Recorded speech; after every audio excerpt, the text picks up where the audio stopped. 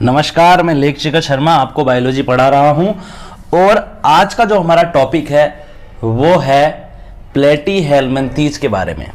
आज हम पढ़ेंगे फाइलम प्लेटीहेल्मिन्थीज के बारे में। देखिए, नॉन कोर्डेटा का ये फाइलम है और नाम इसका प्लेटीहेल्मिन्थीज क्यों है? क्योंकि इस फाइलम के अंदर या इस संघ के अंदर जितने भी एनिमल रखे गए हैं सभी के सभी फ्लैट होते हैं, चपटे होते हैं। आ रही है बात आपको समझ में? प्लेट के समान चपटे होते हैं, इसलिए तो इस संघ को या इस फाइलम को क्या कह रहे हैं बच्चों? प्लेटीहेल्मिन्थीज के नाम से भी जाना जाता है। देखिए, आप पहले अपन इसकी कुछ कैरेक्टर्स देखेंगे, फिर उसके बाद में अपन इसका क्लासिफिकेशन देखेंगे। देखिए, जो ये आज हम पढ़ रहे हैं ये बीएससी और एमएससी दोनों के लिए इंपॉर्टेंट है, साथ ही साथ जो लोग लेक्चरशिप की तैयारी कर रहे हैं बायोलॉजी में उसके लिए भी बहुत इंपॉर्टेंट है। देखिए, आप फाइलम प्लेटीहेल्मिन्थीज का इतिहास अत्यंत ही प्राचीन है। जो फाइलम प्लेटीहेल्मिन्थीज की जो हिस्ट्री है ना बच्चों, वो वेरी वेरी ओल्ड है। क्या है वो? वेरी वेरी ओल्ड है। प्राचीन काल में भी इस फाइलम के जंतुओं को पहचान लिया गया था। जो ओल्ड टाइम था ना, जब ये आइडेंटिफाई कर लिया गया था इस फाइलम के अधिकतर एनिमल्स को, किंतु ये एनिमल केवल कुछ बाह्य परजीवी ही थे। क्या थे ये? कुछ एक्सटर्नल पैरासाइट ही थे। सर्वप्रथम फर्स्ट टाइम इन जीवों को लिनियस ने 1735 में कर्मी वर्ग के साथ में वर्म्स नामक फाइलम में रखा। इन्होंने क्या रख दिया? इन्होंने रख दिया एक, इन्होंने फाइलम बना दिया। लिनियस जो थे, कैरोलस लिनियस, इन्होंने 1735 में 1735 के अंदर इन्होंने क्या किया? जो ये जितने भी जो ऐसे ये जो कर्मी नुमा जो कीड़े थे, इनको किस में रख दिया? कर्मी नुमा जो जीव थे, इसे वर्म्स नामक फाइलम में और किस क्लास में रखा? एनालिडा, कर्मी वर्ग के अंदर इन्हें रखा गया। किंतु गेगेनबर्ग ने 1859 में इसको एक अलग फाइलम प्लेटीहेल्मिन्थीज में रखा। इस फाइलम में अब केवल वास्तविक चपटे कीड़े, ठीक है, या अपन कह सकते हैं वास्तविक चपटे जो कर्मी होते हैं, ट्रू फ्लैटवर्म तथा एकैंथोसिफेलेंस को रखा गया है। ठीक है, अब अपन देख लेते हैं इसके डिस्टिंग्विशिंग कैरेक्टर्स कौन कौन से हैं, इसके विभेदक लक्षण कौन कौन से हैं जो इसे दूसरे एनिमल से अलग बनाते हैं। देखिए, ये कोमल शरीर वाले अखंडीय कीड़े हैं। ठीक है, यदि कभी शरीर खंडयुक्त होता है तो ये खंड वास्तविक नहीं होते हैं बच्चों। ये सॉफ्ट बॉडी वाले सेगमेंटेड, क्या है? सेगमेंटेड वर्म लाइक कीड़े होते हैं ये कीड़े। ठीक है, soft bodies and unsegmented worm होते हैं ये। ठीक है, यदि इनकी बॉडी पर कभी सेगमेंट हुए भी ना तो वो क्या होते हैं? रियल नहीं होते हैं। क्या नहीं होते हैं? रियल नहीं होते हैं। जैसे अर्थवर्म और लीच के अंदर, जोंक और केचुए के अंदर जो सेगमेंट होते हैं ना बॉडी के ऊपर, जो क्या पाए जाते हैं, जो खंड पाए जाते हैं, वो क्या होते हैं? रियल होते हैं, वास्तविक होते हैं। और देखिए, इनकी द्विपार्श्व सममिति होती है, बाइलेटरली सिमेट्रिकल होते हैं ये एनिमल, तथा पृष्ठ अधर सतह से चपटे होते हैं, डोर्सल सरफेस से और वेंट्रल सरफेस से। मतलब कोई जीव है ना, जीव तो ऊपर वाली सतह से भी ये चपटा है और नीचे वाली सतह से भी क्या है? ये चपटा है। ऊपर वाली जो सरफेस है उसको डोर्सल सरफेस कहते हैं, नीचे वाली सरफेस को क्या कहते हैं? वेंट्रल सरफेस कहते हैं। ये डोर्सो वेंट्रली फ्लैटेंड होता है। ठीक है, इसका अधर पार्श्व में चपटे को क्या बोल रहे हैं? कि डोर्सो वेंट्रली क्या होता है? फ्लैटेंड होता है। इसमें 3 भ्रूण स्तर, एम्ब्रियोनिक लेयर, एक्टोडर्म, मीजोडर्म तथा एंडोडर्म पाए जाते हैं। देखो, जो ये 3 जो लेयर है ना, एक्टोडर्म, मीजोडर्म और एंडोडर्म, ये हमारे अंदर भी पाई जाती है और इसके अंदर भी ये आपको देखने को मिल जाएगी।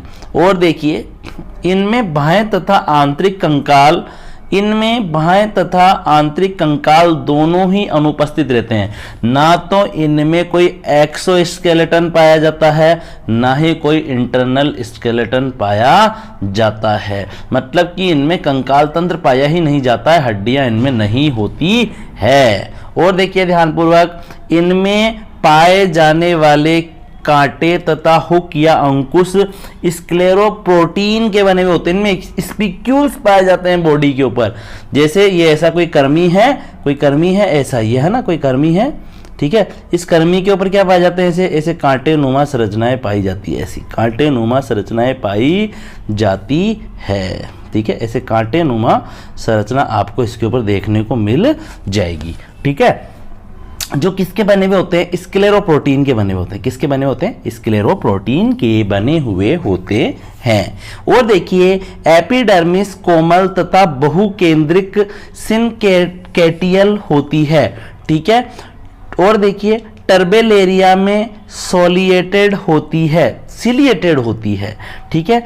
किंतु ट्रिमेटोडा तथा कैस्टोडा में इस पर क्यूटिकल का लेयर पाया जाता है। यहां पर इस पॉइंट के अंदर हमें तो बस इतना ध्यान रख लेना है कि इन एनिमल के ऊपर लेयर पाई जा रही है। क्या पाई जा रही है? बॉडी के ऊपर लेयर पाई जा रही है। और ये लेयर किसकी बनी हुई हो सकती है? सिलिएटेड भी हो सकती है, ठीक है। क्या हो सकती है? सिलिएटेड भी हो सकती है। साथ ही साथ क्या हो सकती है बच्चों? क्यूटिकल की बनी हुई भी हो सकती है। किसकी बनी हुई होती है? क्यूटिकल की बनी हुई भी हो सकती है, सिलिएटेड भी हो सकती है। अब माना कि कंपटीशन एग्जाम में क्वेश्चन आ गया बच्चों कि अपन से कोई पूछ ले कि फाइलम प्लेटीहेल्मिन्थीज के एनिमल्स में जो त्वचा होती है या जो उनका बाह्य स्तर है वो किसका बना होता है? क्या होता है वो? क्या आएगा उसमें? आ जाएगा प्रोटीन का बना हुआ, सेलुलोज का बना हुआ, क्यूटिकल का बना हुआ, क्यूटिकल का बना हुआ। क्यूटिकल भी हो सकता है आंसर, और सिलिएटेड भी हो सकता है। पोषक के शरीर से चिपकने के लिए इसमें शरीर पर चूसक तथा कांटे पाए जाते हैं। इनके अंदर आगे है ना, माउथ के इधर चूसक नमा स्ट्रक्चर पाई जाती है, शक्कर पाया जाता है, शक्कर, ठीक है। शक्कर ऑर्गन पाया जाता है जिससे ये चिपक जाते हैं। जैसे किसी के पैर से चिपक गया है, देखिए ये बेचारा किसी का पैर है, इससे चिपक गया, अब इसका खूब मजे से खून चूस रहा है इसका, ठीक है। तो चूसक पाए जाते हैं, कांटे भी पाए जाते हैं, ठीक है, बॉडी के ऊपर, जिससे क्या हो सके? चिपकने में सहायता मिल सके। ऐसे चिपकने में इसको ये सहायता मिल सके। देखो चिपक गया अपने कांटों से पैर के ऊपर, ठीक है। और देखिए ध्यानपूर्वक आप, और देखिए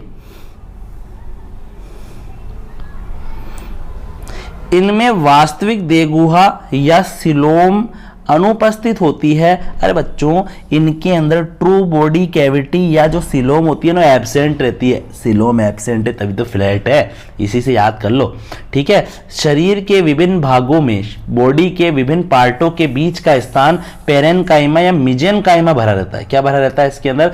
जैसे मेरी बात सुनो, जैसे ये प्लेटीहेल्मिन्थीज है, ठीक है, ये माना कि ये कोई चपटा कर्मी है, ठीक है, प्लेटीहेल्मिन्थीज का कोई वो है ये एनिमल। अब माना कि इसके कुछ ऑर्गन है अंदर, ठीक है, ठीक है, इसके कोई ऑर्गन है, तो इन ऑर्गन के बीच में क्या भरा रहेगा बच्चों? इन ऑर्गन के बीच में ये क्या भरा रहता है? ऑर्गन के बीच में मिजेनकाइमा भरा रहता है। क्या भरा रहता है ऑर्गन के बीच में?